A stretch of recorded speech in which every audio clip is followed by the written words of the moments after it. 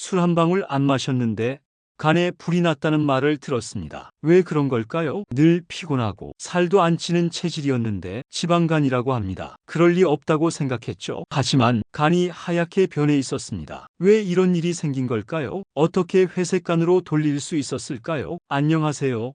내과 전문의 서범진입니다. 20년 넘게 간 질환만 연구해온 간 전문가입니다. 지방간, 간염, 간경변, 간암까지 간이 보내는 작은 신호를 누구보다 정확하게 읽어냅니다. 무섭고 어려운 간 이야기를 쉽고 명확하게 알려드립니다. 간은 참 조용한 장기입니다. 심장은 쿵쿵 뛰며 존재를 알리고 위장은 아프면 금세 신호를 보내죠. 그런데 간은 망가져도 별다른 소리를 내지 않습니다. 그래서 침묵의 장기라고 부릅니다. 그 조용한 간이 망가지기 시작하는 첫 신호가 바로 지방간입니다. 보통 사람들은 지방간을 살이 쪘다거나 술을 많이 마신 결과로 생각하곤 하죠. 물론 일부는 맞는 이야기입니다. 하지만 요즘은 상황이 조금 다릅니다. 실제로 병원에서 만나는 지방간 환자 10명 중 9명은 술을 거의 마시지 않는 분들입니다. 심지어 체중도 정상이거나 마른 분들도 많죠. 그래서 지방간은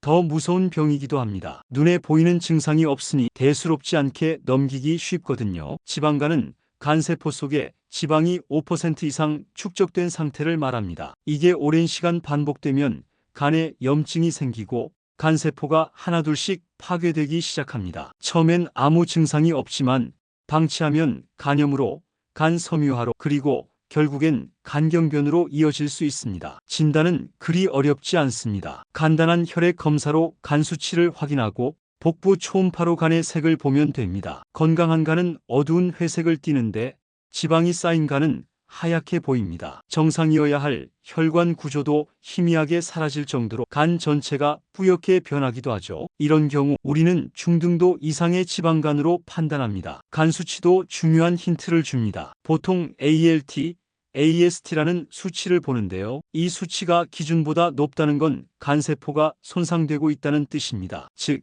지방이 끼었을 뿐 아니라 간에 염증까지 진행되고 있다는 신호죠. 이 상태를 우리는 지방간염 또는 비알코올성 지방간염이라고 부릅니다. 여기서 더 진행되면 간경변이나 간암으로 갈 가능성도 커지게 됩니다. 그런데 문제는 대부분의 사람들은 이 모든 경고를 필요하다는 정도로만 느낍니다. 혹은 전혀 아무 증상도 없습니다. 그래서 괜찮겠지 하고 넘기다가 정말 간이 딱딱해지고 나서야 병원을 찾는 경우도 많습니다. 저는 오늘 그런 분들이 꼭 아셨으면 합니다. 지방간은 단순히 지방이 끼었다는 것이 아니라 간이 서서히 손상되고 있다는 명백한 경고입니다. 간은 신호를 늦게 보내지만 그 신호가 왔을 땐 이미 늦었을 수 있습니다. 지금 이 영상을 보고 계신다면 아마도 혈액 검사에서 이상 소견이 나왔거나 지방간이 의심된다는 말을 들었을 가능성이 높겠죠. 그렇다면 지금이 바로 간을 회복시킬 수 있는 가장 빠른 타이밍입니다. 술을 마시지 않아도 지방간이 생기는 진짜 이유, 그리고 우리의 식사와 생활 습관이 간을 어떻게 망가뜨리는지를 좀 더 깊이 알려드리겠습니다. 지방간은 바뀔 수 있습니다. 그리고 그 변화는 생각보다 아주 가까운 곳에서 시작됩니다. 술을 안 마셨는데 지방간이라고요? 진료실에서 가장 자주 듣는 말입니다. 대부분의 환자들이 지방간을 술 때문이라고만 생각합니다. 그래서 술을 입에도 안 댄 본인이 지방간이라는 말에 당황하는 거죠. 하지만 지금 우리가 마주한 지방간의 대부분은 비알코올성 지방간입니다. 이름 그대로 술과 전혀 관계없이 생긴 지방간입니다. 실제로 지방간 환자의 90% 이상이 비알코올성입니다. 그렇다면 술이 아닌 어떤 요인이 우리 간에 기름을 끼게 만드는 걸까요? 가장 큰 원인은 에너지 과잉입니다. 우리가 하루 3끼 먹는 식사에는 간이 처리하기에 과도한 에너지가 담겨 있습니다. 과식,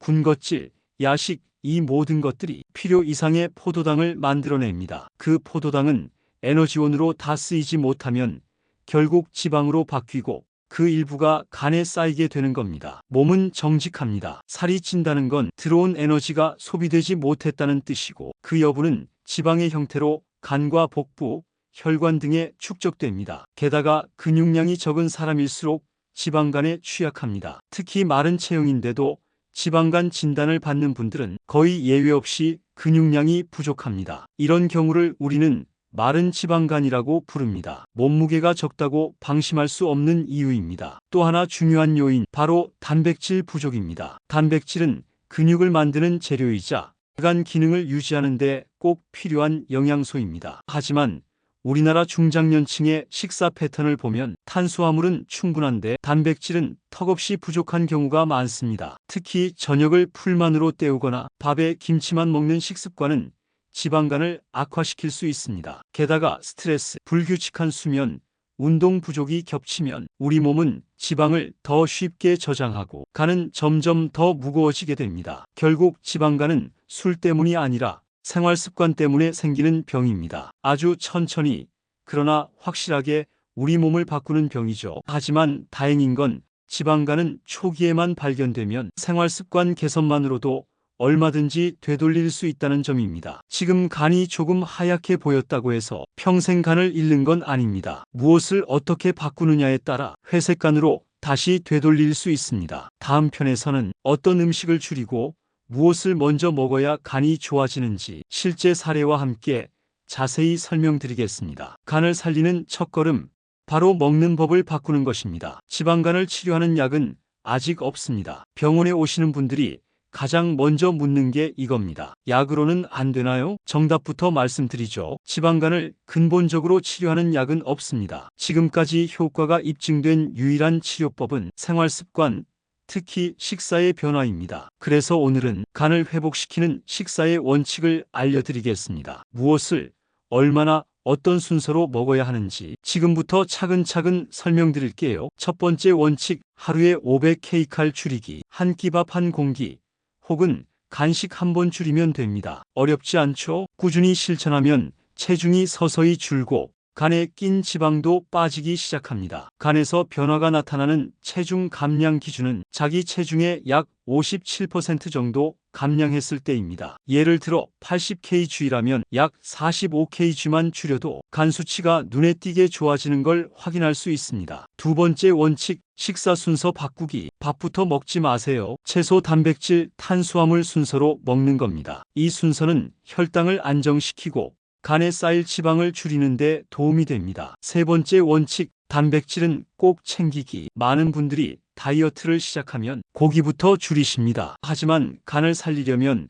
오히려 단백질이 꼭 필요합니다. 삶은 계란, 닭가슴살, 두부, 생선 같은 단백질 식품은 간이 회복하는 데 중요한 역할을 합니다. 운동을 해도 단백질을 먹지 않으면 간은 좋아지지 않습니다. 상처가 난 근육을 회복시키고 간세포를 재생시키는데도 단백질이 필요하기 때문이죠. 네 번째 원칙, 천천히 먹고 오래 씹기. 같은 양을 먹어도 포만감이 빨리 오고 혈당이 급하게 오르지 않게 됩니다. 결과적으로 지방간을 악화시키는 에너지 과잉을 막을 수 있습니다. 마지막 다섯 번째, 기록하기. 식사를 사진으로 찍고 간단히라도 일기를 써보세요. 오늘 뭘 먹었는지, 얼마나 먹었는지 스스로 자각하는 것만으로도 식사량은 자연스럽게 줄어듭니다. 이 5가지 원칙은 어렵지 않습니다. 단순하고 반복적인 행동들이 간을 바꾸는 강력한 힘이 됩니다. 지금까지 수많은 지방간 환자들이 이 방식으로 간의 색을 회색으로 되돌렸습니다. 물론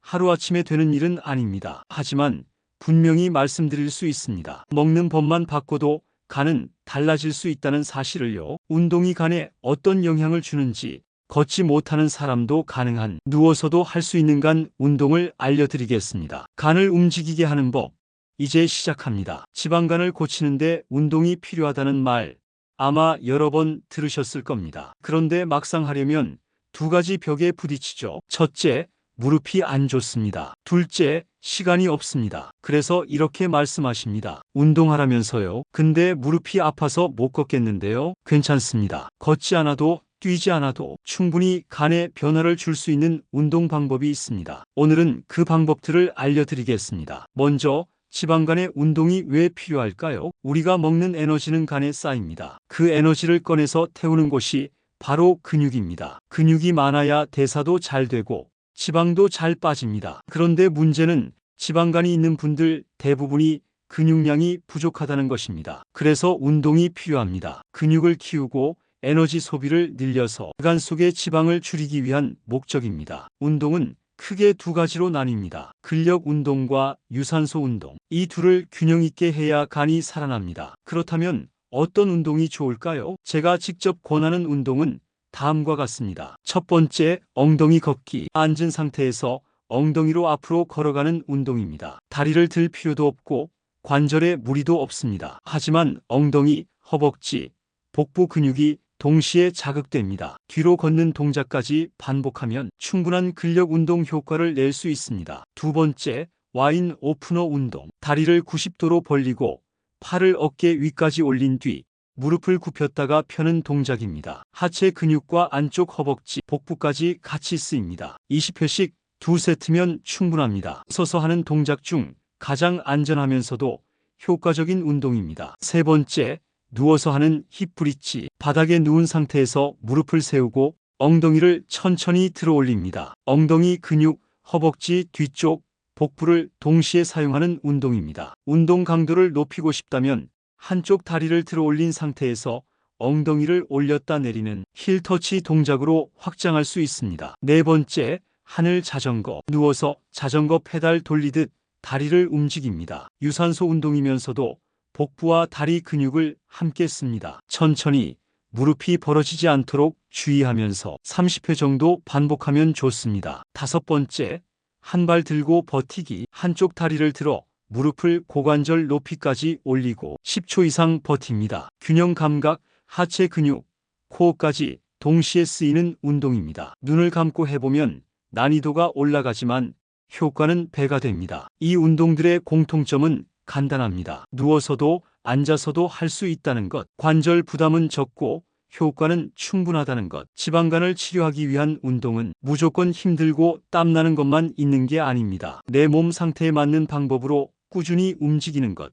그것이 간을 바꾸는 가장 확실한 실천입니다. 다음 편에서는 이렇게 식단과 운동을 병행했을 때 실제로 간이 어떻게 변화하는지 3주 만에 간이 회색으로 돌아온 사례를 보여드리겠습니다. 지방간은 계속 앉아있으면 더 나빠지지만 앉은 채로도 충분히 바꿀 수 있습니다. 이제 간을 움직일 시간입니다. 처음 병원에 오셨을 때 그의 간은 새하얗게 변해 있었습니다. 초음파 영상에서 정상적으로 보여야 할 혈관이 거의 보이지 않았고 간 전체가 뿌옇게 덮여 있었습니다. 간 수치도 정상이 아니었죠. AST와 ALT 수치가 기준치를 훌쩍 넘어서 간세포가 이미 손상되고 있다는 사실을 말해주고 있었습니다. 처음엔 믿지 못하셨습니다. 술도 안 마시고 피곤한 것 빼곤 별다른 증상도 없었는데요. 하지만 지방간은 증상이 없는 병입니다. 몸이 이상하다고 느낄 때는 이미 늦은 경우가 많습니다. 그래서 권해드렸습니다. 3주 동안 식사 습관을 바꾸고 무리 없는 운동을 꾸준히 해보자고요. 그분은 밥을 줄이고 채소부터 먹기 시작했고 기록을 남기며 매일 식단을 조절했습니다. 그리고 무엇보다 무릎이 아픈데도 엉덩이 걷기와 누워서 하는 힙브릿지 운동을 하루도 빠지지 않고 해냈습니다. 3주가 지나고 다시 초음파를 찍었습니다. 놀라웠습니다. 간의 색이 회색에 가까워졌습니다. 시 수치도 눈에 띄게 떨어졌고 간 수치도 거의 정상에 가까워졌습니다. 체중은 34kg 정도 줄었지만 그 이상으로 중요한 건 체지방률이 감소하고 근육량이 소폭 늘었다는 것. 이건 단순한 다이어트가 아닌 간 회복의 명확한 신호입니다. 그분의 말이 아직도 기억납니다. 만약 이걸 몰랐더라면 나는 지금쯤 간경화로 가고 있었을지도 모르겠네요. 지방간은 조용히 찾아와서 조용히 간을 무너뜨립니다. 하지만 반대로 조용히 실천한 습관들이 간을 회복시킵니다. 이건 단 3주 만의 변화였습니다. 물론 모든 사람이 3주 만에 큰 결과를 보이진 않습니다. 하지만 확실한 건 간은 분명히 바뀔 수 있다는 것. 그 첫 걸음을 시작하면 간은 그에 반드시 반응합니다. 지금 여러분의 간은 어떤 색일까요? 다음 편에서는 지방간이 다시 생기지 않도록 생활 습관을 어떻게 유지할지, 그리고 지방간과 관련된 잘못된 상식들을 바로잡아 드리겠습니다. 간은 다시 망가지지 않도록 지켜야 합니다. 지금부터는 유지의 기술이 필요합니다. 간은 바뀝니다. 단 3주만 해도 회색으로 돌아올 수 있습니다. 하지만 문제는 그 다음입니다. 그 회색간을 유지하는 것. 이게 훨씬 더 어렵고 중요합니다. 많은 분들이 이렇게 말하죠. 간 좋아졌다고 해서 다시 예전처럼 먹었더니 또 지방간이래요. 간은 정직합니다. 좋은 습관엔 회복으로, 나쁜 습관엔 다시 기름을 얹어 반응합니다. 그래서 오늘은 지방간을 다시 만들지 않기 위한 3가지 유지 전략과 많은 분들이 잘못 알고 있는 지방간 상식을 정리해 드리겠습니다. 유지 전략 첫 번째, 주 1회 체중 체크 앤드 음식 일기. 간이 좋아졌다고 방심하는 순간 체중은 다시 올라갑니다. 간에 기름이 쌓이는 건